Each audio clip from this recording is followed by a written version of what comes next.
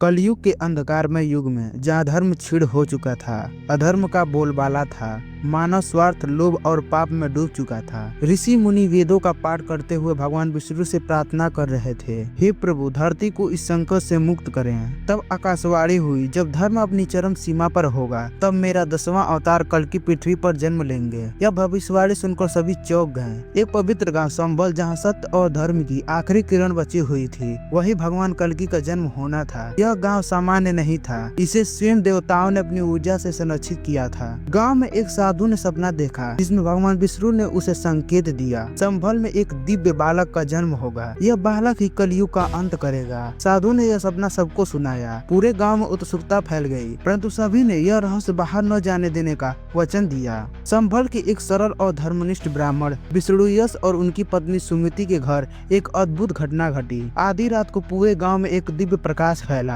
आसमान में देवताओं की मधुर ध्वनि सुनाई दी। उसी क्षण सुमति ने एक बालक को जन्म दिया। बालक के जन्म लेते ही वातावरण में दिव्य सुगंध फैल गई। साधु ने कहा, यह वही बालक है जिसकी भविष्यवाणी हुई थी। लेकिन बालक का चेहरा देखकर सभी को लगा कि यह साधारण नहीं बल्कि देवताओं का वरदान है। जैसे जैसे बालक बड़ा हुआ, उसके असाधारण गुण प्रकट होने लगे। जब वह केवल 5 वर्ष का था, उसने एक जंगली शेर को अकेले ही शांत कर दिया। गाँव वाले इस चमत्कार को देखकर अवाक रह गए। साधु ने कहा, यह कोई साधारण बालक नहीं है, इसकी शक्ति समय आने पर प्रकट होगी। लेकिन कल्कि को अब भी अपने उद्देश्य का ज्ञान नहीं था। यह रहस्य उनके भविष्य के लिए बचा हुआ था। जब कल्कि किशोरावस्था में पहुंचे तो एक रात उन्होंने विचित्र सपना देखा। एक तेजस्वी महापुरुष ने उन्हें बुलाया और कहा, तुम्हें अपने उद्देश्य की पूर्ति के लिए तैयार होना होगा। तुम्हारे गुरु तुम्हारी प्रतीक्षा कर रहे हैं। अगले दिन साधु ने बताया कि वह कोई और नहीं, स्वयं भगवान परशुराम थे। कल्कि को यह जानकर आश्चर्य हुआ कि परशुराम जो अमर थे, उन्हें शस्त्र और धर्म का ज्ञान देंगे। यह सुनते ही कल्कि ने संबल को छोड़ गुरु की खोज में निकलने का निश्चय किया।